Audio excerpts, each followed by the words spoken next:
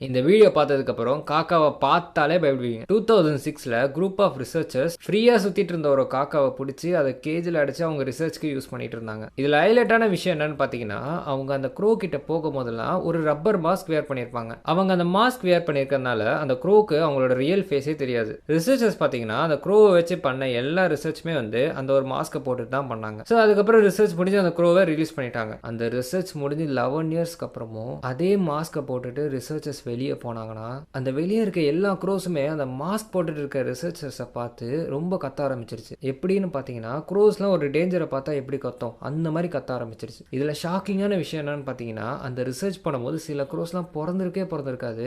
அந்த க்ரோஸ்லாமே கூட அந்த மாஸ்கை பார்த்து கத்த ஆரம்பிச்சிருச்சு. இந்த ரிசர்ச் மூலமா என்ன கண்டுபிடிச்சிருக்காங்கன்னு பார்த்தீங்கன்னா, ஒரு க்ரோவால் உங்கள் ஃபேஸனால ரெக்கக்னைஸ் பண்ணிக்க முடியும். ரெக்கக்னைஸ் பண்ண உங்கள் ஃபேஸை மற்ற க்ரோஸ் கிட்டையும் சொல்ல முடியும். அதோட முக்கியமாக அது உங்களோட அடுத்த ஜென்ரேஷன் வரைக்கும் உங்கள் ஃபேஸை ஞாபகம் வச்சுக்கிற மாதிரி நீங்கள் டேஞ்சர்னு காட்டி கொடுத்துரும்.